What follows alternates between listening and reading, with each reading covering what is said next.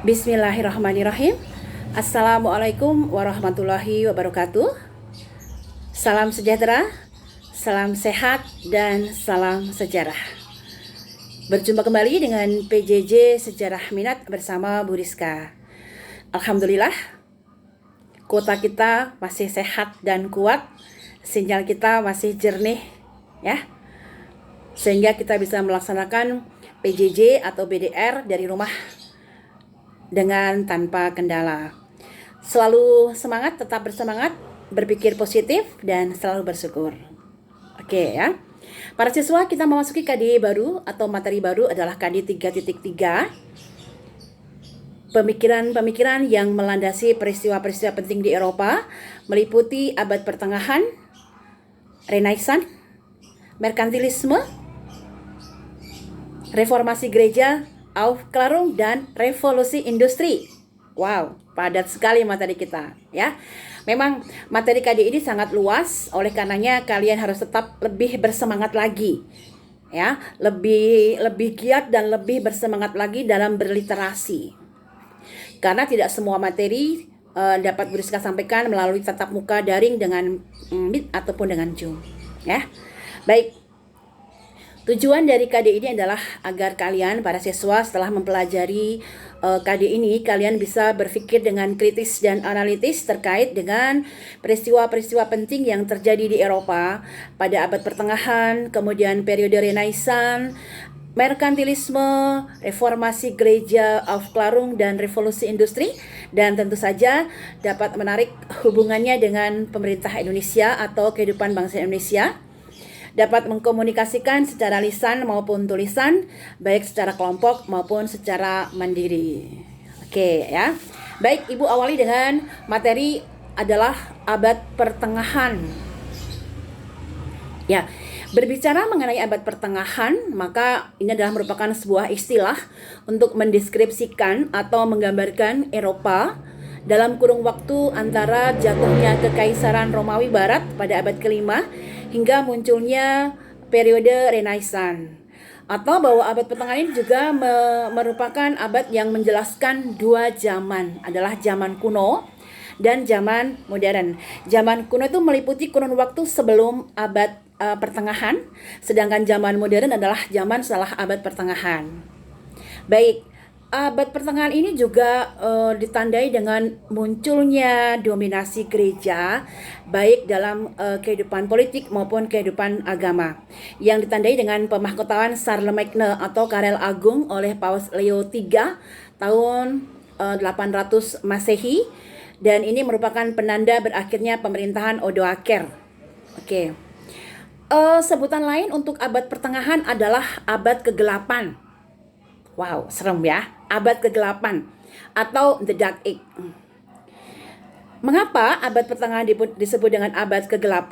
Setidaknya ada dua alasan. Yang pertama, karena pada periode ini dunia hampir tidak mengalami perkembangan apapun atau stuck, baik itu dalam bidang seni, budaya, ataupun ilmu pengetahuan. Padahal pada zaman sebelumnya adalah pada peradaban Yunani dan Romawi kuno, manusia menghasilkan karya-karya yang sangat luar biasa. Karya-karya yang sangat spektakuler, mencapai pencapaian prestasi yang sangat luar biasa. Kita lihat di Yunani. Muncul tokoh-tokoh filsuf dengan aliran filsafatnya. Ada Socrates, ada Plato, ada Aristoteles. Kemudian dalam bidang ilmu pengetahuan kita lihat muncul tokoh-tokoh yang sangat luar biasa. Ada Pythagoras, ada Archimedes, ya, ada Hippocrates, ada Thales, ada Thucydides.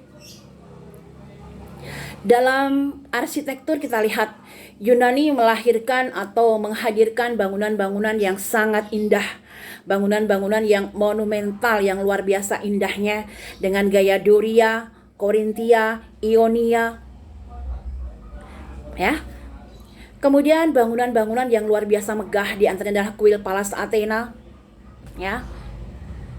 Yunani juga menghadirkan atau melahirkan pesta olahraga, bahkan sampai sekarang masih menjadi kebiasaan di masyarakat dunia, adalah Olimpiade. ya, adalah olimpiade, olahraga yang sampai sekarang masih cabang pertandingan olahraga yang sampai sekarang masih terus berlangsung di seluruh dunia. Ada beberapa cabang, adalah diantaranya ada lari, kemudian gulat, ada balap kereta, kemudian ada tinju, ada bela diri, ada lempar lembing, ada lempar cakram, ada lompat jauh. Kalian tahu kenapa kaum perempuan tidak boleh melihat olimpiade? Mau tahu? Oke ya, karena peserta-peserta yang mengikuti olimpiade, mereka nggak berbusana, mereka telanjang. Ya, mereka telanjang. Hal ini adalah untuk menunjukkan keindahan, gitu sepertinya. Sehingga kaum perempuan tidak boleh menghadiri olimpiade. Sekedar tahu saja ya. Oke, lalu bagaimana dengan peradaban Romawi? Demikian juga Romawi. Romawi mewariskan budaya yang sangat luar biasa, yang sekarang masih berlaku dan sekarang kita masih mengikutinya. Apa di antaranya adalah tulisan Romawi, angka Romawi.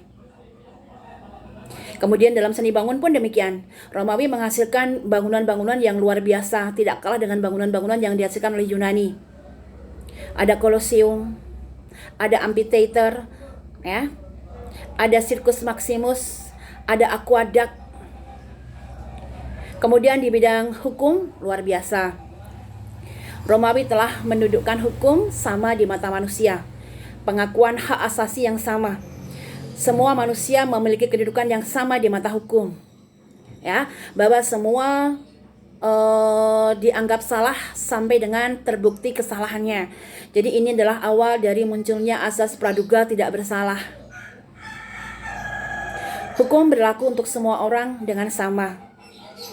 Tidak membedakan kasta. Tidak membedakan dan tidak memandang kasta. Kemudian mereka yang memberikan kesaksian palsu akan diancam dengan hukuman mati.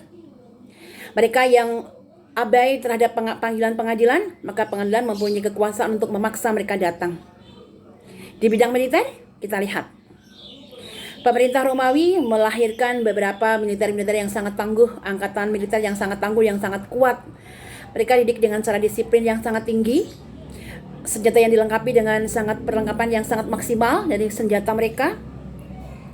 Kemudian yang tidak kalah lagi adalah istilah legiun, ya. Istilah legiun sampai sekarang masih berlaku juga bahkan untuk di Indonesia. Itulah di antara dari budaya-budaya yang pernah muncul di era sebelum abad pertengahan. Tapi budaya ini kemudian tidak mendapatkan tempat sama sekali di Eropa. Ya, karena apa? Karena bangsa Eropa jatuh ke tangan suku Odoaker. Karena Romawi jatuh ke tangan suku bangsa Odoaker. Sehingga pencapaian-pencapaian luar biasa yang pernah dialami pada periode Yunani dan periode Romawi tidak dilanjutkan lagi. Karena apa? Karena bangsa Odoaker adalah bangsa yang tidak tahu apa-apa. Ya, bangsa yang tidak memiliki kecintaan, bangsa yang tidak memiliki ketertarikan pada seni, budaya maupun ilmu pengetahuan. Bu Rizka nggak akan bahas lanjut bagaimana Romawi yang begitu tangguh, yang begitu kuat bisa jatuh ke tangan suku bangsa Odoaker. Materi ini sudah dibahas di kelas 10 di semester 2 ya. Jadi kalau kalian ingin kelas balik silahkan secara mandiri, nanti boleh dibaca lagi materinya. Ya, Bu Rizka nggak akan bahas lagi. Oke ya, sejarawan dari Inggris menyebut abad ini adalah sebagai manusia pada abad ini terjerembab dalam barbarisme dan agama. Sekali lagi, sejarawan Inggris Edward Gibbon menyebutkan bahwa manusia pada periode ini adalah terjerembab dalam barbarisme dan agama. Maksudnya adalah jatuh ke tangan suku bangsa Odoaker, sekali lagi, bangsa yang tidak mengetahui apa-apa, bangsa yang tidak memiliki kecakapan dan tidak memiliki ketertarikan dalam bidang seni, budaya maupun ilmu pengetahuan. Sekali lagi, sehingga budaya-budaya yang pernah mencapai masa keemasan pada periode klasik adalah Yunani dan Romawi hilang karena kekuasaan Odoaker yang berlangsung selama ratusan tahun, ya. Oke, alasan yang kedua mengapa abad pertengahan disebut sebagai abad kegelapan. Oke, adalah karena di sini Dimulai dengan kekuasaan atau dominasi gereja yang sangat luar biasa. Gereja menguasai masalah politik dan agama. Gereja, orang-orang gereja atau kaum klerus, mereka menyimpang dari ajaran kitab suci. Mulai dari uskup sampai dengan pastor, kemudian paus demikian juga. Mereka mengambil peran yang sangat sentral dalam kehidupan masyarakat. Nah, dominasi gereja ini dapat dilihat dari pemahkotaan Karel Agung atau Charlemagne, ya, sehingga kemudian muncul semacam tradisi bahwa kaisar-kaisar di Eropa itu baru dianggap sebagai kaisar yang sah apabila dimahkotai oleh paus. Nah, ini sama dengan mendudukkan paus di atas kekuasaan raja atau kaisar, atau dengan kata lain, kaisar adalah pelayan dari paus. Oke, sekali lagi, potensi-potensi yang dimiliki oleh manusia periode Yunani dan Romawi tidak berkembang. Gereja telah mendoktrinasi, telah menyampaikan ajaran bahwa ilmu pengetahuan, seni, dan budaya tidak diperlukan oleh manusia. Karena pada hakikatnya manusia di dunia hanyalah mengejar bagaimana manusia bisa bahagia mencapai surga. Sehingga kaum gereja mengabaikan pentingnya ilmu pengetahuan, seni maupun budaya. Manusia adalah sebagai peziarah saja atau sebagai viator mundi, ya. Manusia hanya sebagai peziarah di dunia, sebagai viator mundi, tidak memerlukan ilmu pengetahuan, tidak perlu budaya, tidak perlu seni. Ya. Sekali lagi, gereja telah mengindoktrinasi bahwa ketaatan pada wahyu Tuhan dan kitab suci lebih penting daripada mengejar keinginan dan ambisi duniawi. Gereja mengatasnamakan bahwa ketaatan mereka kepada gereja sama halnya ketaatan mereka kepada Tuhan. Semua mereka mengatasnamakan kehendak Tuhan. Masyarakat abad pertengahan juga diwarnai dengan sistem feodalisme. Tripartit kekuasaan gereja, raja, dan bangsawan menempatkan rakyat biasa yang mayoritas sebagai pelayan mereka. Para penguasa ini menganggap dirinya sebagai wakil Tuhan di dunia. Di Inggris, mewakili masyarakat Eropa yang lainnya, kemudian muncul sistem manor. Ya, jadi pembagian tanah secara hierarki. Ini dimulai dari William dari Normandia yang kemudian berhasil menaklukkan Inggris, yang kemudian mengklaim tanah Inggris sebagai tanah miliknya, kemudian membagi-bagikannya kepada para bangsawan. Para bangsawan kemudian mempekerjakan para kenaik atau para prajurit, para ksatria untuk menjaga tanahnya. Selama beberapa waktu para ksatria ini bekerja untuk para bangsawan dan mereka tidak digaji dalam kurun waktu tertentu. Sampai kemudian masa kerja mereka berakhir, nah para ksatria atau naik ini akan mereka mendapatkan hadiah berupa tanah, ya, yang disebut dengan naik service, ya. Nah, tanah ini kemudian dibagi-bagikan juga kepada para petani dengan cara dipekerjakan atau bagi hasil, ya, disewakan atau bagi hasil. Nah, petani yang kemudian mereka kemudian terikat dalam sistem manor, ya. Itulah sebagai gambaran dari masyarakat Eropa pada abad pertengahan adalah di Inggris khususnya, karena Inggris mewakili seluruh Eropa. Oke, ya. Jadi ada beberapa peristiwa penting yang terjadi di Eropa atau di Inggris pada abad pertengahan ini yang kemudian juga menjadi penanda pada abad pertengahan yang juga terjadi di seluruh wilayah Eropa. Di antaranya adalah bahwa tingkat pertumbuhan penduduk yang sangat tinggi terjadi di Inggris pada abad ke-11 sampai dengan abad 13, dan pertumbuhan penduduk ini tidak diimbangi dengan penambahan produksi pangan. Sehingga dapat diketahui bahwa kemudian terjadi kekurangan bahan makanan, bencana kelaparan, dan gizi buruk. Ya. Kemudian terjadi perubahan iklim yang sangat drastis. Abad ke-14 terjadi yang disebut dengan mini ice age atau zaman es kecil, ya. Sehingga kemudian terjadi gagal panen di mana-mana, yang juga kemudian berdampak pada kekurangan makanan tadi, ya. Kemudian pada abad ke-14 juga terjadi bencana wabah dari virus bakteri Yersinia pestis yang sangat mencekam, bagi masyarakat Eropa saat itu, ya, karena hampir 2/3 dari warga Eropa meninggal karena wabah ini. Ya, kalian nanti boleh berliterasi untuk mengetahui wabah bencana karena virus Yersinia pestis yang disebabkan karena tikus atau disebut dengan bencana Black Death. Ya, nanti kalian boleh berliterasi lebih lanjut lagi. Kemudian periode ini juga ditandai dengan munculnya banyak sekali pemberontakan-pemberontakan yang dilakukan oleh kaum petani kepada para bangsawan, kepada tuan-tuan tanah. Ya, kenapa? Karena para petani hidup sangat menderita, sementara tuan-tuan tanah hidup bergelimang dengan kemewahan. Demikian juga dengan para klerus atau para pengurus gereja. Ya. Kemudian terjadi banyak perebutan kekuasaan di antara para bangsawan. Ya. Dan yang ironis lagi, kemudian muncul kepercayaan kepada tukang sihir atau ahli-ahli nujum. Petani ini sudah hopeless, ya, sudah hilang harapan, ya. Bangsawan dan kaum gereja yang seharusnya adalah membantu kesejahteraan mereka atau peduli dengan penderitaan mereka, ternyata mereka tidak bisa berbuat apa-apa, ya. Mereka tidak mau, bukan tidak bisa, mereka tidak mau berbuat apa-apa dalam rangka menolong para masyarakat kelas 3 ini. Namun kemudian munculnya